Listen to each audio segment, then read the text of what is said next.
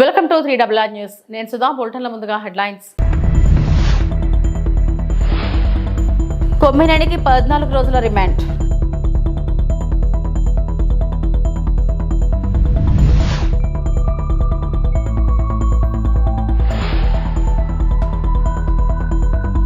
బసవతారకం ఆసుపత్రిలో బాలకృష్ణ పుట్టినరోజు వేడుకలు.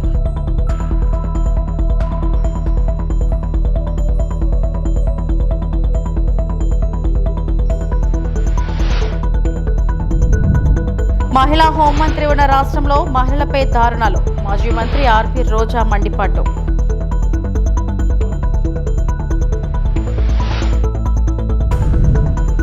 కేరళ తీరం వద్ద సింగపూర్ నౌకలో పేలుడు.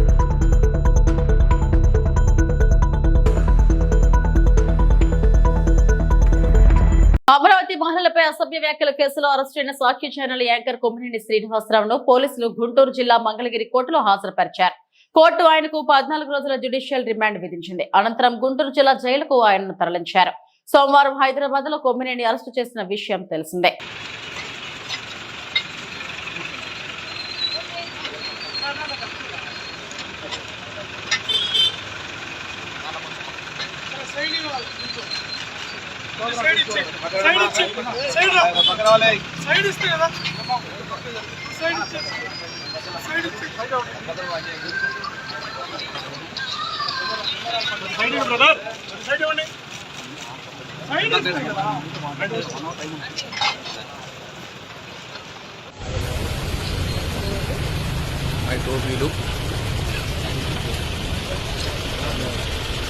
ప్రముఖ నటుడు హిందూపురం ఎమ్మెల్యే నందమూరి బాలకృష్ణ పుట్టినరోజు సందర్భంగా హైదరాబాద్ లోని బసవతారకం ఇండో అమెరికన్ క్యాన్సర్ ఆసుపత్రిలో ఘనంగా వేడుకలు నిర్వహించారు. ఆసుపత్రి సిబ్బంది చిన్నారుల సమక్షంలో బాలకృష్ణ కేక్ కట్ చేశారు. చిన్నారులకు ఈ సందర్భంగా ఆయన బహుమతులను అందజేశారు.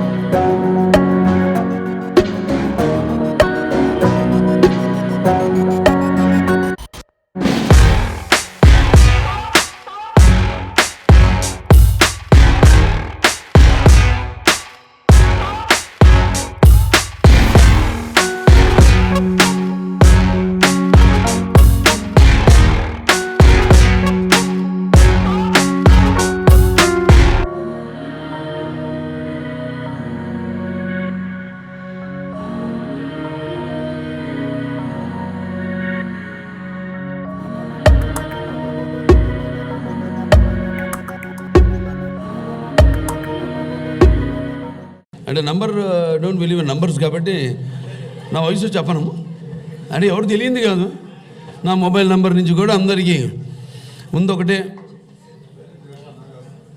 నాదంతా ఓపెన్ బుక్కే. సో నా గురించి ఏ రహస్యాలు ఏమి ఉండవు, అందరికి తెలిసిందే. నా ఈ జీవిత పయనంలో అడుగడుగున నేను వేసే ప్రతి అడుగు అందరికి తెలిసిందే. నేను ఒకసారి నాన్నగారు అడిగారు, ఎలా ఏం చేస్తున్నావు అన్నారు. ఇంటర్మీడియట్ అయిన తర్వాత అని అప్పుడు దిగారు బండి. ఏం లేదన్నా, ఇంకేం ఆలోచించలేదన్నా. మెడిసిన్ ఎంట్రన్స్ రాసావా అన్నారు. మెడిసినా? చిన్నప్పటి నుంచి ఈయనే కదా నన్ను ఎంకరేజ్ చేసింది. అందరితో మా బాలా హీరో అవుతాడు అది దాన్ని. మరి మెడిసిన్ అంటారేంటి నాకు అర్థం కాలే కాసేపు. సరే ఇంత పెద్ద గైడు అంటే అప్లై చేయమన్నారు. అప్లై చేశా. ఏ రోజైతే ఎగ్జామ్ ఉందో ఆ రోజు పొద్దున్న వరకు హాల్ టికెట్ రాలా, పోస్ట్ మ్యాన్ రాలా, ఇంకా రాదని కరెక్ట్గా వచ్చాడు. ఒక అరగంట ముందు ఎంట్రన్స్ టైంకి ముందు ఎగ్జామ్కి ముందు 10 నిమిషాల ముందు ఒక అరగంట ముందు వచ్చి హాల్ టికెట్ అని ఇచ్చాడు. అబ్బా నువ్వు ఎక్కడ రైడు రామేశ్వరం పోయినా శనీశ్వరం అన్నట్టు అది తీసుకుని ఇక తప్పలా వెళ్ళి ఎంట్రన్స్ ఎగ్జామ్ ఏం రాస్తాం, కళ్ళు మూసుకుని ఇది ABCDలు ఉంటాయి, అలా కళ్ళు మూసుకుని టక్కని పెట్టడం, ఏది దేని మీద పెన్ను ఉంటే ఇదే అని రాసేసి అలా అలా అలా సరే సినిమాల్లో నటిస్తూ సింహ సినిమాలో ఒక డాక్టర్ క్యారెక్టర్ మొదటిసారి నేను జీవితంలో వేసింది. అనుకోకుండా అప్పుడే మన హాస్పిటల్కి నేను చైర్మన్ అవ్వడం జరిగింది, మేనేజింగ్ ట్రస్టీ అవ్వడం జరిగింది. 65వ సంవత్సరంలో ఈరోజు అడిగిండాను. మరి 64 సంవత్సరంలో నాకు ఈ పద్మవిభూషణ్ రావడం, అలాగే నేను ఇండస్ట్రీలో 50 సంవత్సరాలు పూర్తి చేసుకోవడం హీరోగా ప్రపంచంలో ఎవరు లేరు. ఆ ఘనత నాకు దక్కింది. అంటే అదంతా మా నాన్నగారు అమ్మగారి యొక్క కేరళ తీరంలో సింగపూర్ జెండా కలిగిన MV వ్యాన్ హై 503 నౌకలో మంటలు మరియు పేలుళ్లు కొనసాగుతున్నాయి. ఇండియన్ కోస్ట్ గార్డ్ ప్రకారం ప్రస్తుతం ఓడా మధ్యలో నుండి అకామిడేషన్ బ్లాక్ సమీపంలోని కంటైనర్ బే వరకు మంటలు కొనసాగుతున్నాయి. ఫార్వర్డ్ బే మంటలు అదుపులోకి ఉన్నప్పటికీ దట్టమైన పొగ ఒక సవాలుగా ఉంది. సముద్రంలో తప్పిపోయిన మరిన్ని కంటైనర్లతో ఓడరేవుకు ఇప్పుడు 10-15 డిగ్రీల దూరంలో జాబితా చేయబడింది. ICG నౌకలు సముద్ర పహారీ మరియు సాచెట్ మంటలను అదుపు చేస్తున్నాయి. ICG సమర్థ్ మరియు ఒక రక్షణ బృందం కొచ్చి నుండి మోహరించబడుతున్నాయి. ప్రమాదకరమైన సరుకు మరిన్ని ప్రమాదాలను కలిగిస్తున్నందున కోస్ట్ గార్డ్ అధిక హెచ్చరికలో ఉంది.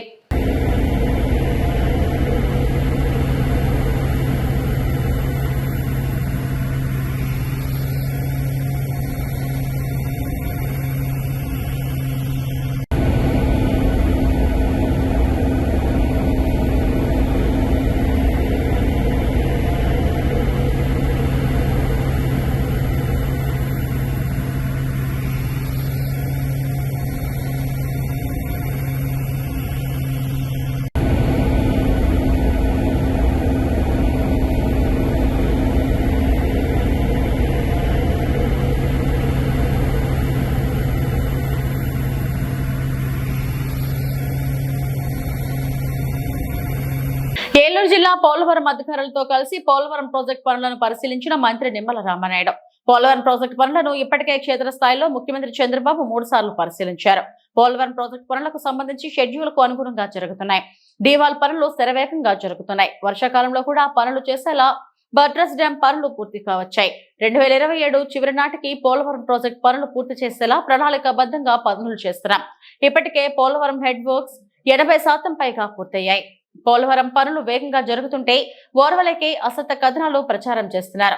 మీడియా సమక్షంలో ప్యానెల్ వెడల్పును 1.5 మీటర్లు ఉంది అంటూ కళ్లకు కొట్టొచ్చినట్లు కొలిచి చూపించిన బావర్ ప్రతినిధులు.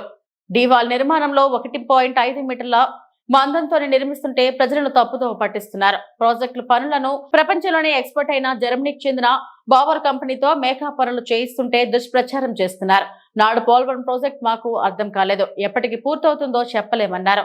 నాటి వైసీపీ మంత్రులు వైసీపీ ప్రభుత్వం చేయలేనిది కూటమి ప్రభుత్వంలో చంద్రబాబు పోలవరం ప్రాజెక్టు పనులు వేగవంతం చేసి చూపిస్తున్నారు. పోలవరం ప్రాజెక్టు నిర్మాణంలో నాణ్యత విషయంలో రాజీ పడే ప్రసక్తే లేదు. రాష్ట్రానికి ఒక వరం, ఒక జీవనాడి అనే విషయం మీ అందరికీ తెలుసు. అందుకే ఈరోజు కూటమి ప్రభుత్వం అధికారంలోకి వచ్చిన తర్వాత ఈ పోలవరం ప్రాజెక్టుని మరి చంద్రబాబు నాయుడు గారు ముఖ్యమంత్రిగా ఇప్పటికే 3 సార్లు స్వయంగా ఇక్కడ మరి విజిట్ చేసి ఒక లక్ష్యాన్ని కూడా డయాఫ్రమ్ వాల్ 2027 డిసెంబర్కి పోలవరం ప్రాజెక్టు పూర్తి చేసేటువంటి విధంగా ఒక షెడ్యూల్ కూడా ఏర్పాటు తీసుకుని ఆ షెడ్యూల్కు అనుగుణంగా పనులు జరిగేటువంటి విధంగా మరి ఈవేళ మరి పెద్ద ఎత్తున పోలవరం పనులు జరుగుతున్న విషయాన్ని కూడా స్వయంగా మనందరం కూడా చూస్తున్నటువంటి పరిస్థితి. ఏదైతే ఆ షెడ్యూల్కు అనుగుణంగా ఈవేళ డయాఫ్రమ్ వాల్ ఏదైతే ఉందో మరి ఇప్పటికే దగ్గర 360 మీటర్లు మరి ఈవేళ డయాఫ్రమ్ వాల్ నిర్మాణం ఈ యొక్క కొద్ది కాలంలోనే మనం నిర్మాణం చేసుకోవడం, అదేవిధంగా ఏదైతే గ్యాప్ 1 ఏదైతే ఉందో మరి ఆ పనులు కూడా ఈరోజు ఈసీఆర్ఎఫ్ డ్యామ్ పనులు ప్రారంభించుకుని గ్యాప్ 1కు సంబంధించి ఈసీఆర్ఎఫ్ డ్యాము 2026 మార్చి కల్లా పూర్తి చేసేటువంటి లక్ష్యంగా పోలవరం పనులు పూర్తవుతుంటే మరి అక్కసుతోటి ఏదైతే ఈ పోలవరం పనులు పూర్తవుతూ ఉంటే చూడలేనటువంటి వారలేని తనంతో ఇలా వైఎస్ఆర్సీపీ పార్టీ కూడా ఈ పోలవరం మీద అవాకులు చవాకులు మాట్లాడుతున్నటువంటి పరిస్థితి మనందరం కూడా చూస్తున్నాం. అందులో పర్టికులర్గా ఏదైతే డయాఫ్రమ్ వాళ్ళకి సంబంధించి ఏదైతే డిజైన్స్కి మరి వ్యతిరేకంగా 0.9 మీటర్సే ప్యానల్ వేస్తున్నారని చెప్పి ఒక బ్యానర్ ఐటమ్స్ పెడుతూ ఉన్నారు వాళ్ళ అవినీతి పత్రికల్లో. ఇప్పుడే మీ మీడియా మిత్రులే మీరు చూస్తారు, ఏదైతే వేసేటువంటి ప్యానల్ ఏదైతే డయాఫ్రమ్ ప్యానల్ ఏదైతే ఉందో మీకు ఆ బావర్ కంపెనీ వాళ్ళే చూపించారు 1.5 మీటర్స్ అని. అంటే ఈ డయాఫ్రమ్ వాళ్ళకి సంబంధించినటువంటి ఏ ప్యానల్ మందమైనా సరే 1.5 మీటర్స్కి 1 సెంటీమీటర్ కూడా తక్కువ ఉండదు. ఇది కళ్ళారా మనందరం కూడా చూస్తున్నటువంటి పరిస్థితి. అయితే 100 మీటర్స్ డెప్త్కి మరి ఆ యొక్క ప్యానల్ వెళ్ళేటప్పుడు క్రిందిలో రాక్ తగిలిన చోట ఎక్కడైనా లాస్ట్ 2 మీటర్స్ 3 మీటర్స్ దగ్గర ఎక్కడైనా 0.3 m మరి ఏదైనా వాలు కొంచెం తప్పుకుంటుంది తప్ప అంతకు మించి ఆ 1.5 మీటర్స్ మాత్రం ఖచ్చితంగా దాని మందం ఉంటుంది. అటు 0.3 మళ్ళీ దానికి రివర్స్లో ప్యానల్ దిగినప్పుడు రెండో వైపున కూడా 0.3 మ్యాక్సిమం డిఫరెన్స్ వస్తుంది. అది పశ్చిమ గోదావరి జిల్లా నర్సాపురం నియోజకవర్గంలోని జనసేన పార్టీ కార్యాలయంలో నిర్వహించిన సమావేశంలో ముఖ్య అతిథులుగా ప్రభుత్వ విప్ నర్సాపురం శాసనసభ్యులు నాయకర్, తెలుగుదేశం పార్టీ ఇన్ఛార్జ్ పొత్తూరి రామరాజు, జిల్లా సహాయ సంఘాల అధ్యక్షులు మైలా వసంతరావు, మత్స్యకార సహాయ సంఘాల ఆప్కా చైర్మన్ కోళ్లు పెద్దిరాజు తదితరులు పాల్గొన్నారు. నర్సాపురంలో మత్స్యకార సహాయ సంఘాల అభివృద్ధిపై సమావేశం ఘనంగా నిర్వహించారు. ఈ సందర్భంగా శాసనసభ్యులు నాయకర్ మాట్లాడుతూ మత్స్యకార సహాయ సంఘాల అభివృద్ధి చెందే విధంగా కృషి చేస్తారని ఆయన అన్నారు. రాష్ట్రంలోని 900 కిలోమీటర్లు మత్స్యకారుల కుటుంబాల వేటపైన ఆధారపడి ఉండడం జరిగిందన్నారు.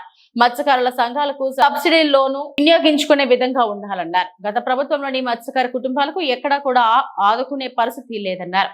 టీడీపీ ఇన్ఛార్జ్ రామరాజు మాట్లాడుతూ మత్స్యకార రంగంలో ప్రగతి సాధించడానికి ముఖ్యమైన నిర్ణయాలు కూటమి ప్రభుత్వం తీసుకుంటుందన్నారు. ఈ సహాయ సంఘాలను మరింత బలోపేతం చేయడంపై అవగాహన సదస్సు ఎంతగానో ఉపయోగపడుతుందన్నారు. కార్యక్రమంలో మత్స్యకారుల సంక్షేమ సంఘం నాయకులు పాల్గొన్నారు. కాకుండా ఒక విప్పుగా కూడా ఇవ్వడం జరిగింది. కార్పొరేషన్ చైర్మన్ ఉన్నారు వివిధ రకాలుగా కూడా నియోజకవర్గంలో. అదేవిధంగా ఏదైతే ఈ ఫిషర్మెన్ సొసైటీ ఉందో ఈ ఆఫ్కాప్ ద్వారా మరి నూతనంగా ఈ ఎన్డీఏ కూటమి ద్వారా మరి స్థానిక తెలుగుదేశం పార్టీ నాయకులు, సీనియర్ నాయకులు మరి కొల్లు పెద్దిరాజు గారిని రాష్ట్ర చైర్మన్గా అవకాశం కల్పించినటువంటి గౌరవ ముఖ్యమంత్రి చంద్రబాబు నాయుడు గారు, పవన్ కళ్యాణ్ గారికి కూడా మన నియోజకవర్గ ప్రజలందరి తరఫున కూడా నేను అభినందన తెలియజేస్తున్నాను. నేను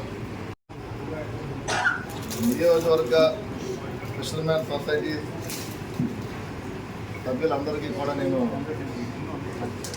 మీ అందరికి కూడా నేను అభినందన తెలియజేస్తున్నాను. నేను మీ అందరి సహకారంతో ఏదైతే మన జరిగిన ఎలక్షన్స్లో కూడా ఒక మంచి మెజార్టీని మీరు అందరూ కూడా కల్పించారు. మీ అందరికీ కూడా నేను ఎప్పుడూ కూడా రుణపడి నియోజకవర్గానికి అన్ని రకాలుగా కూడా అభివృద్ధి దిశగా ముందుకు వెళ్ళే విధంగానే నా ప్రయాణం ఉంటుందని చెప్పి సందర్భంగా మిమ్మల్ని అందరికీ మీకు తెలియజేయడం జరుగుతుంది. నేను కూడా ఒక అగ్నికుల క్షత్రియ సామాజిక వర్గానికి వ్యక్తి. నేను అంటే ఈ నర్సాపురం అనేది ఈస్ట్ వెస్ట్ గోదావరి కొన్ని ఏరియాలో ఒక అగ్నికుల క్షత్రియులుగా మనం ఉంటున్నాం. అంటే ఏదైతే మత్స్యకార సంఘాలు ఉన్నాయో దాదాపు 14-15 ఉపకులాలు ఉన్నాయి దీంట్లో. అంటే రాష్ట్ర ప్రభుత్వం కానీ కేంద్ర ప్రభుత్వం కానీ ఏదైతే ఈ 14-15 ఉపకులాలు ఉన్నాయో ప్రభుత్వం ద్వారా ఏ పథకాలు వచ్చినా సరే, ఏ స్కీమ్స్ ఏర్పాటు చేసినా ఒక మత్స్యకారులుగా భావించి ఈ పథకాలన్నింటిలో కూడా రాష్ట్ర వ్యాప్తంగా ఉన్నటువంటి దాదాపు 974 కిలోమీటర్ల సుదీర్ఘ తీర ప్రాంతంలో ఉన్నటువంటి మత్స్యకార సోదరులందరికీ కూడా అందే విధంగా మరి ఎన్డీఏ ప్రభుత్వం కానీ ప్రత్యేకంగా మోడీ గారు కూడా, కేంద్ర ప్రభుత్వం మోడీ గారు కూడా ప్రతి సందర్భంలోనూ ఏదైతే మత్స్యకారుల కోసం ఈ ప్రభుత్వం పూర్తిగా పనిచేస్తుందని చెప్పి మనం ఈ సందర్భంగా మాట్లాడుకోవాల్సిన అవసరం ఉంది. కేంద్రం నుంచి మోడీ గారు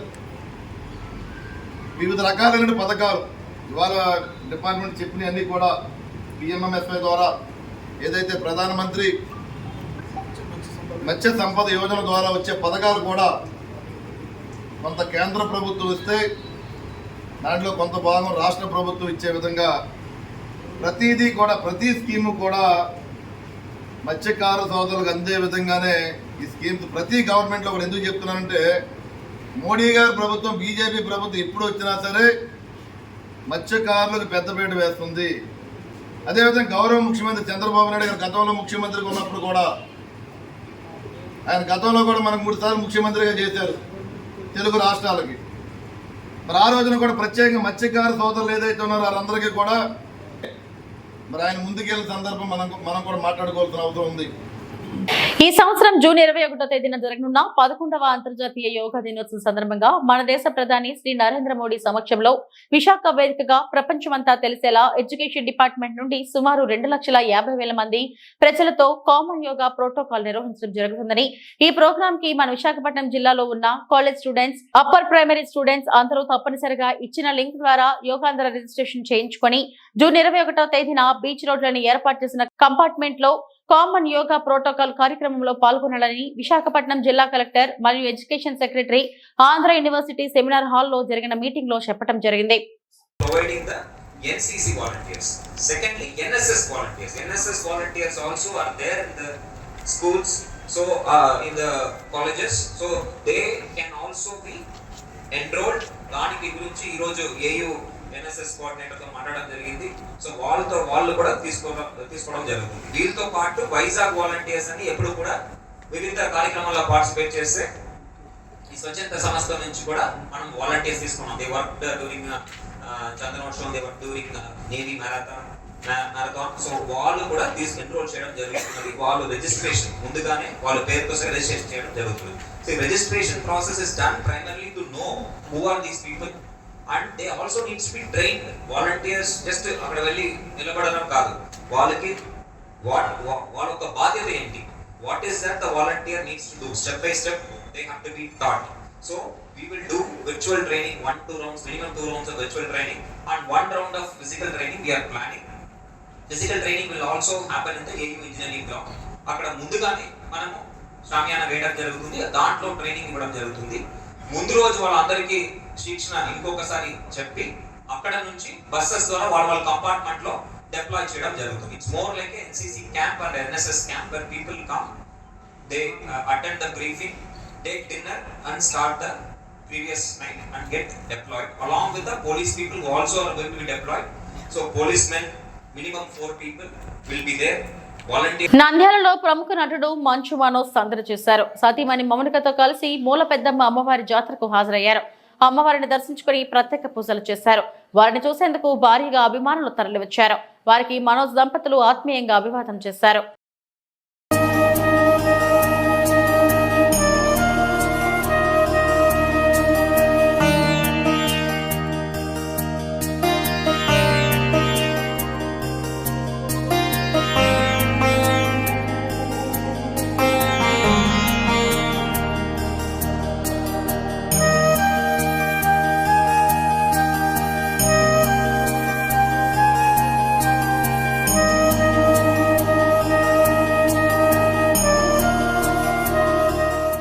అమరావతి మహిళలను కించపరిచేలా సాక్షి ఛానల్లో చర్చలు దారుణమని ఏపీ కాంగ్రెస్ అధ్యక్షురాలు వైఎస్ షర్మిల అన్నారు.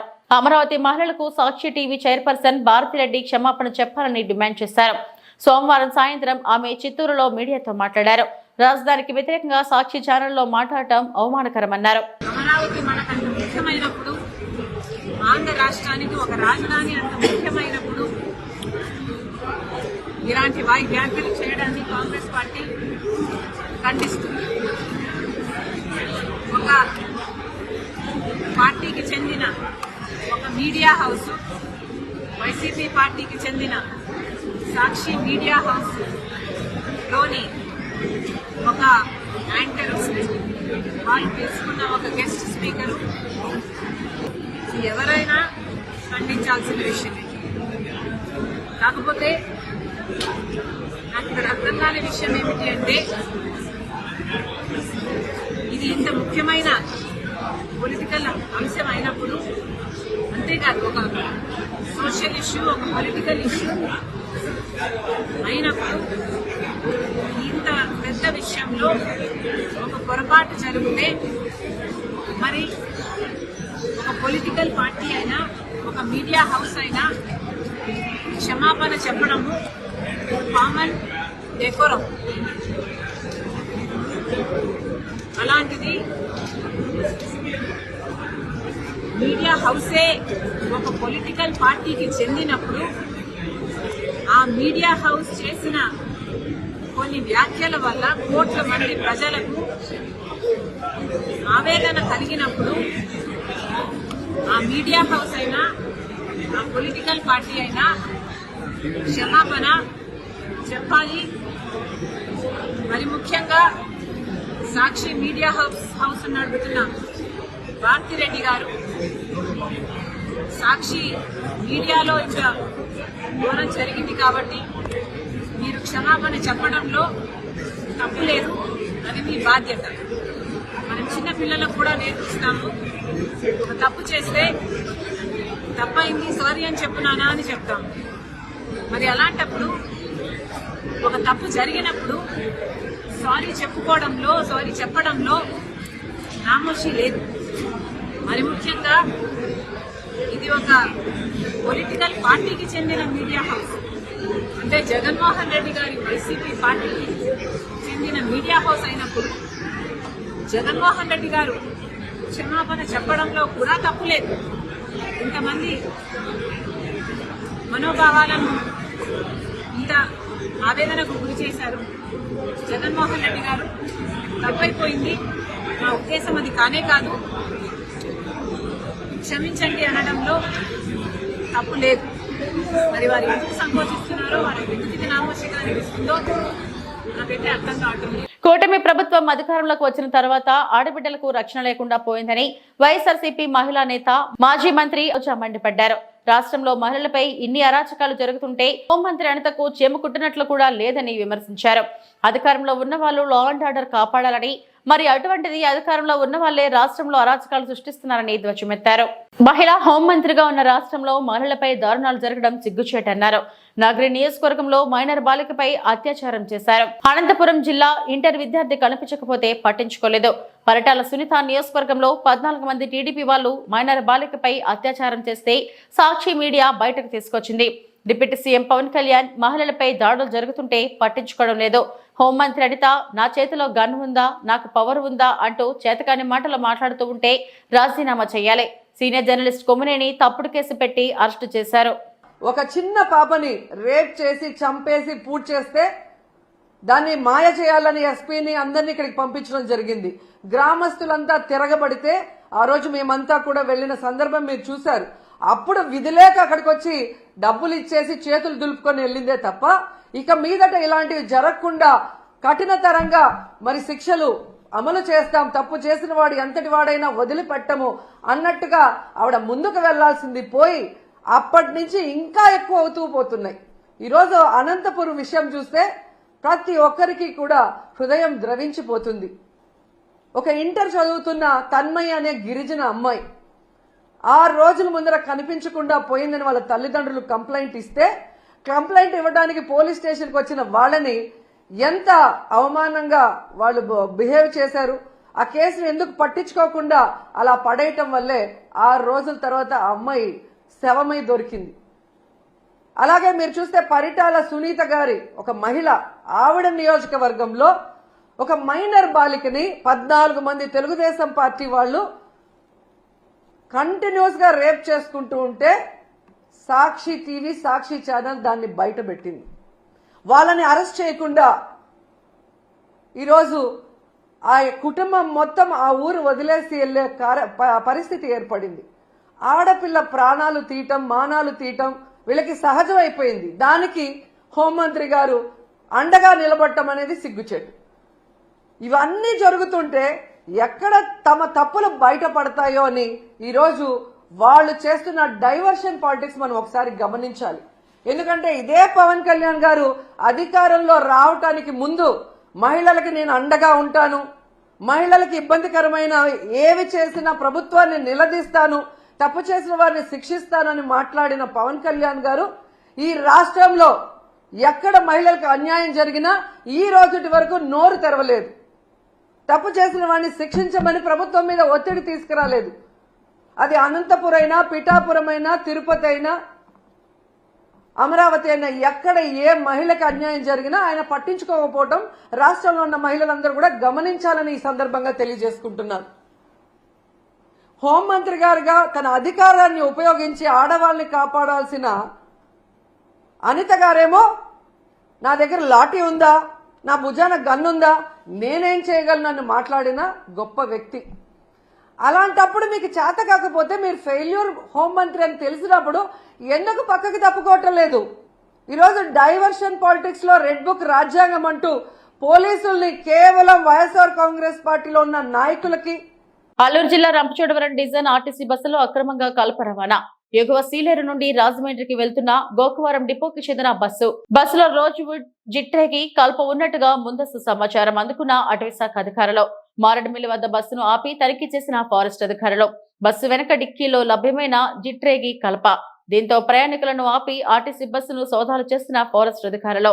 గతంలో కూడా ఇదే బస్సులో అక్రమంగా కల్ప వెళ్లినట్లు వినికిడి. ఇప్పటికైనా ఫారెస్ట్ అధికారులు ప్రతి ఫారెస్ట్ చెక్ పోస్ట్ దగ్గర తనిఖీలు చేయాలని ప్రజలు కోరుతున్నారు.